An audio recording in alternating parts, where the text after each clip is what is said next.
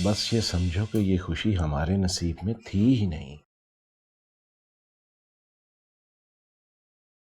अब्बू, इरम ठीक तो है ना? हाँ बेटा ठीक है, रात तक या कल सुबह तक घर आ जाएगी वो। कहाँ आ जाएगी? घर और कहाँ? यहाँ? हाँ भाई, यही उसका घर है, और कहाँ जाएगी वो? मामा, आप ऐसे अनजान बन रही हैं जैसे आपको पता ही नहीं कि इरम का घर कौन सा है। बेसमझ दरख्त लगाने के लिए हमारे घर का आंगन रह गया है। फातिमा, आप कैसी बातें कर रही हैं मामा? अपने होशो हवास को अपने काबू में रखो फातिमा। और बेटा तुम जाओ, जाके खानसामा से कहो कि अली और इरम का खाना पैक करते। फातिमा तुम और आलिया जाओ हॉस्पिटल और देखो जाके इरम को।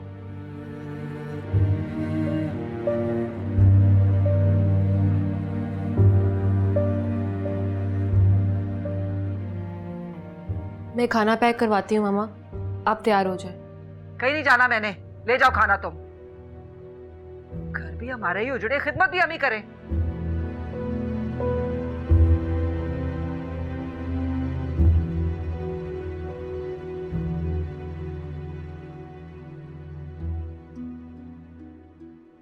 अम्मी, ये दवा ले लें, आपके सर का दर्द ठीक हो जाएगा। सर का दर्द तो ठीक हो जाएगा बेटा, लेकिन दिल से उठती हुई टीस कैसे कम होगी? आज उन कातलों ने एक और खून कर दिया, मेरे जिगर का। इस वक्त इरम को आपकी जरूरत है, आप हॉस्पिटल जाएं, उसको अपने गले से लगाएं, वो बेकरार होगी आपसे मिलने के लिए। मैं नहीं जाऊंगी बेटा, हिरम का शौहर वहीं मौजूद होगा, मैं उस मनहूस की शक्ल नहीं देखना चाहती। इस वक्त सिर्फ इरम के बारे में सोचिए, अली ने जो किया उसे भूल जाए। कैसे भूल जाऊं बेटा? अल्लाह फिर नवाजेगा इरम को। एक बार टहनी से फूल गिर जाए तो दोबारा मुश्किल से नई कलियां खिलती हैं। ऐसा ना कहिए अम्मी, आप हॉस्पिटल चली जाएं, मैं जुनैद भाई को कॉल कर देती हूँ, वो आकर आपको ले जाएंगे। नहीं बेटा, मुझे नहीं जाना, मैं नहीं जाऊंगी। अच्छा, आप ये मेडिसिन तो ले लें प्लीज, मैं जरा अलियान को देख लूं।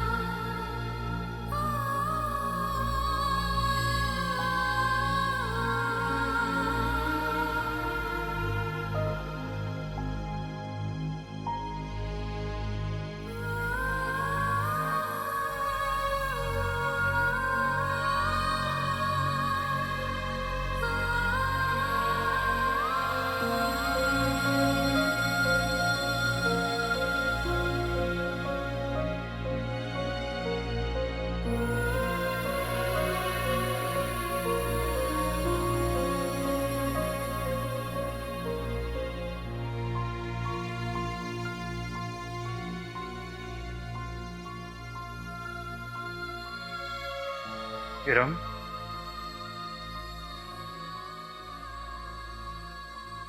कितने ख्वाब देखे थे, तसव्वुर में जिसे लोरियां सुनाती थी, गोद में उठा के झूला झुलाया करती थी, सब ख्वाब चकनाचूर हो गए। ये ख्वाब फिर तुम्हारी आंखों में उभरेंगे, हकीकत बनकर तुम्हारी गोद में समा जाएंगे बहुत जल्द। बस तुम मायूस ना होना। नहीं अली, मैं उसे कभी नहीं भूल पाऊंगी जिसने पहली बार मेरे दिल में ममता को जगाया था।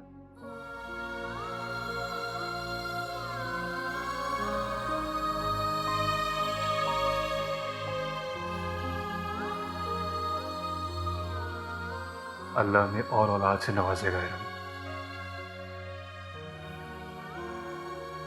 नहीं, जिसकी खातिर मैंने समझौता किया था तो मुझे छोड़ के चला गया। अब सारे समझौते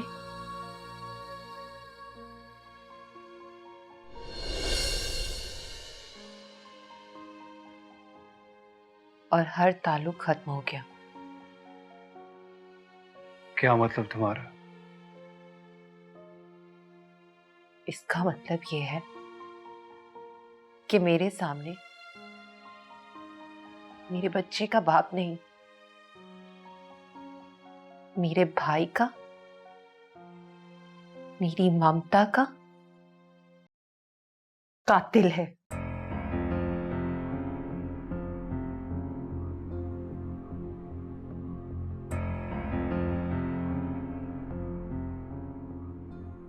मैं तुम्हारी ममता का कातिल हूं? खुद को शूट करने का ड्रामा रचाया था आपने, रचाया था ना? अगर आप वो ड्रामा ना रचाते ना तो कभी भी उस मनहूस रिक्शे में बैठ के नहीं आती मैं, और ना ही उसके झटकों से मेरी गोद खाली होती।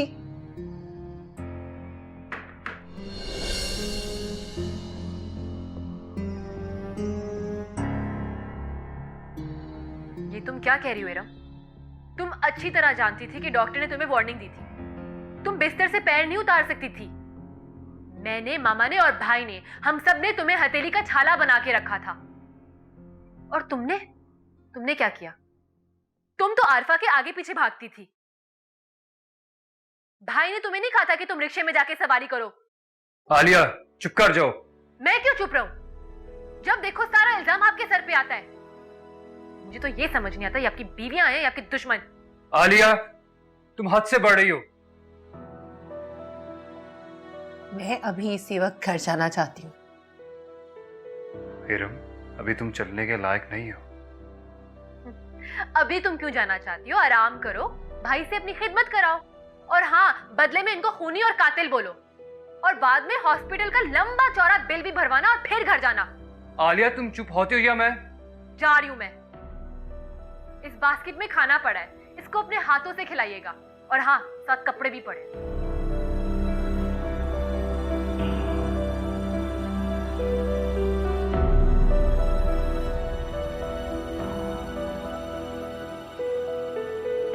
अम्मी, आप मेरी बात को समझ क्यों नहीं रही हैं? आरफा जिद मत करो, मैंने कह दिया ना कि मैं नहीं जाऊंगी बस। अम्मी, ऐसे वक्त में हर बेटी को अपनी माँ की सबसे ज्यादा जरूरत होती है। खाला, आरफा ठीक कह रही है। साजिद तो दुनिया से चला गया, इरम तो जिंदा है, उसे जीते जी क्यों मार रही हैं?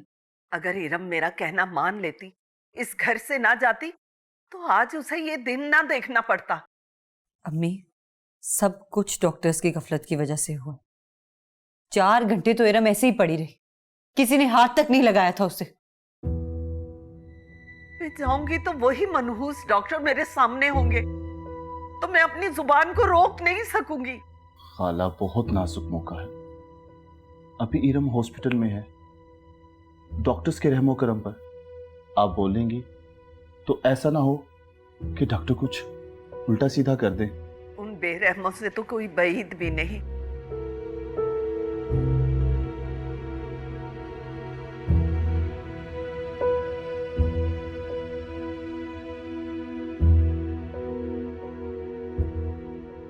क्यों? निकाल दिया बीवी ने कमरे में से? शट अप आलिया, तुम ऐसी बातें क्यों कर रही हो? और तुम अभी तक गई क्यों नहीं? जा रही हूँ। भाई, मुझे समझ नहीं आता आप ये सब क्यों कर रहे हैं। आखिर क्या मिल रहा है आपको सिवाय नफरत के? आलिया, आरफा और इरम दोनों हक पर हैं। हक? आप अच्छी तरह जानते हैं कि इरम की जिंदगी लिखी थी इसलिए वो बच गई, और उस बच्चे की मौत लिखी थी इसलिए वो अल्लाह को प्यारा हो गया। जिंदगी और मौत तो खुदा के हाथ है ना। समझ नहीं आता कि आखिर इन लड़कियों का ईमान इतना कमजोर क्यों है। आलिया, तुम्हें उन दोनों के ईमान की परवाह करने की कोई जरूरत नहीं है, समझी तुम? मुझे आपकी परवाह है भाई, मुझे आपकी फिक्र है। सब क्यों कर रहे हैं आप? मुझे जो मिल रहा है उसी में मेरे दिल का सुकून है। नफरत में सुकून तलाश कर रहे हैं आप? आलिया, आरफा और इरम की नफरत में ही मेरे दिल का सुकून है। अब उनकी नफरत का जवाब मैं अपनी मोहब्बत से देना चाहता हूं। क्या करूं, मेरी बात सुनती नहीं है वो। तुम जाओ यहां से बस।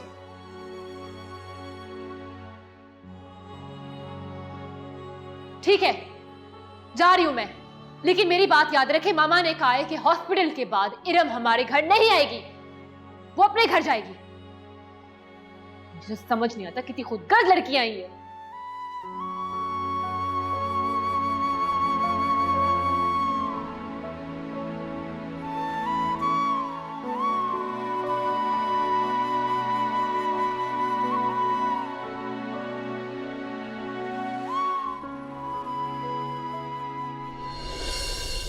तुम हॉस्पिटल क्यों नहीं गई फातिमा? मेरे अब हॉस्पिटल जाने का कोई फायदा नहीं है हैदर। मेरी खुशियां तो खाक में मिल गई। और बेहतर यही होगा कि आप भी अब हॉस्पिटल की फिक्र करने के बजाय कोई अच्छा सा वकील करें। हियरिंग में बहुत कम दिन रह गए। अली ने किसी से बात की होगी? अली ने किसी वकील से बात नहीं की होगी। उसके सर पे तो बीवियों का भूत सवार है। तुम अपने रवैये में नरमी पैदा करो, कम से कम उसके लिए जो अली के साथ है। इरम तो घर छोड़कर आ गई ना अली के साथ। ये फरीजा भी आप ही अंजाम दे दीजिए ना, बल्कि डोली बनवाएं, सड़क के किनारे खड़े ढोलचियों को बुलवाएं, बहू का इस्तकबाल करें ढोल धमाके से। ये तुम्हें क्या होता जा रहा है फातिमा बेगम? तुम तो इंसानियत का बड़ा प्रचार किया करती थी। पोते पोतियों की आस खत्म हो जाए ना तो हर दादी इसी तरह से इंसानियत और इंसान भूल जाती है। लड़ती रही है दोनों मुकदमे। मैंने तो फैसला कर लिया, मैं अपने बेटे की तीसरी शादी कर दूंगी। क्या? हाँ बिल्कुल, यही करूंगी मैं।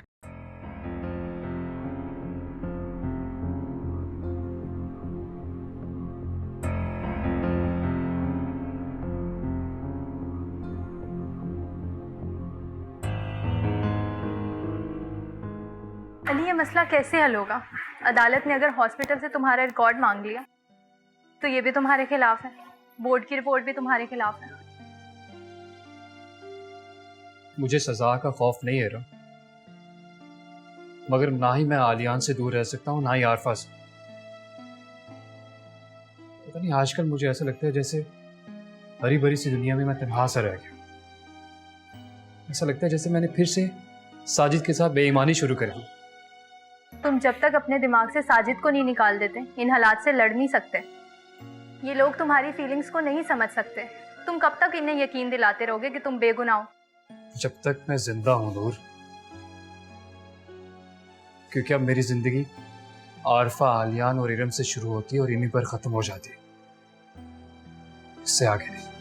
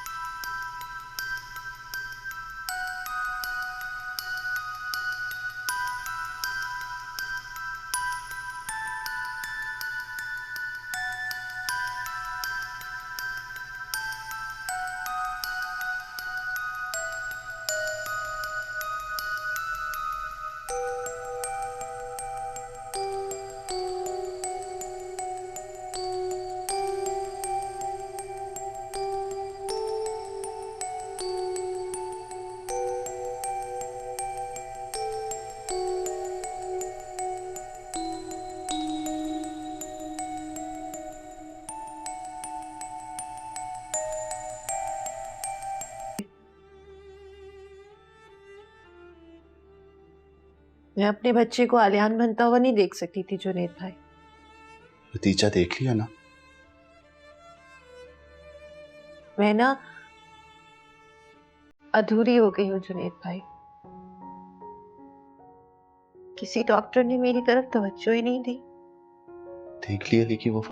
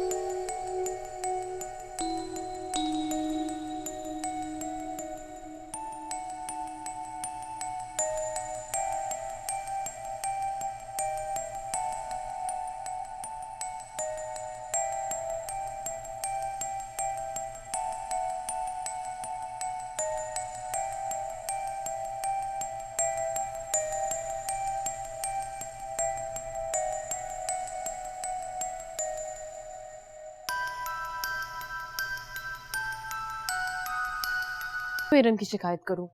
ये दोनों बीवियां मेरे मासूम बच्चे को खा जाएंगी, जीते जी मार डालेंगी बेचारे को। मैं तो हैरान हूं मामा। इरम ने इतने कम समय में अपने आप को कितना बदल लिया। अली मेरी सुनता भी तो नहीं है। तलाक दे, जान छुड़ाए दोनों से। इरम और आरफा दोनों एजुकेटेड और समझदार लड़कियां हैं, लेकिन भाई के मामले में एकदम जाहिल।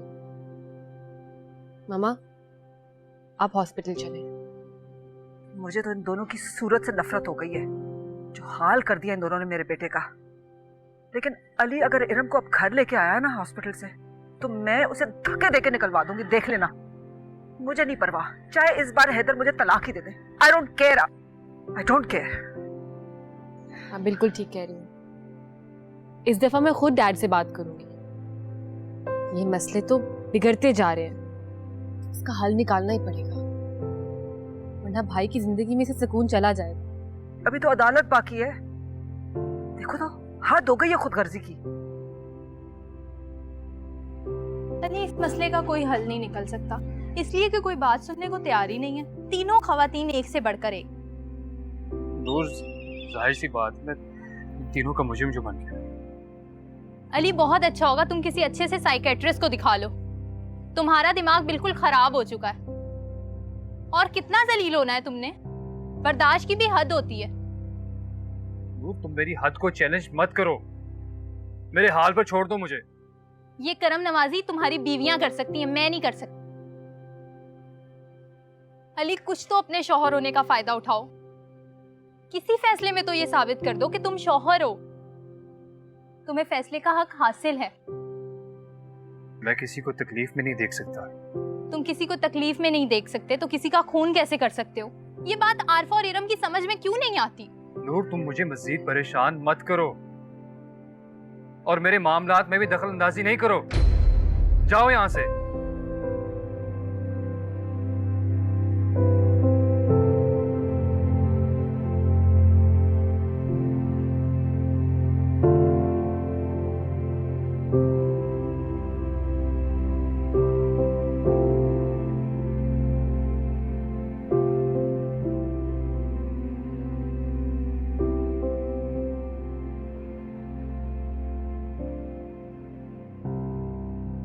खुदा के लिए रहो, खुद को अजियत मत दो। मैं तुमसे वादा करता हूं कि जैसा तुम चाहोगी वैसा ही होगा। मेरी गोद उजड़ गई उस डॉक्टर की गफलत की वजह से। आपने क्या किया? डॉक्टर का इसमें कोई कसूर नहीं है रो। तुम्हारा बीपी बहुत ज्यादा शूट कर गया था और नॉर्मल होने का नाम ही नहीं ले रहा था। और फिर हॉस्पिटल आने से पहले ही जो कुछ भी हो रहा था, ये डॉक्टर्स किस लिए होते हैं फिर? डॉक्टर तो सिर्फ कोशिश कर सकते हैं ना, शिफा तो अल्लाह ताला देता है। मुझे बातों में मत बहलाए। घर जाना चाहती हूँ मैं बस। तुम पहले ठीक हो जाओ, फिर हम घर भी चले जाएंगे। मैं अपने घर जाना चाहती हूँ, आपके नहीं। ठीक है,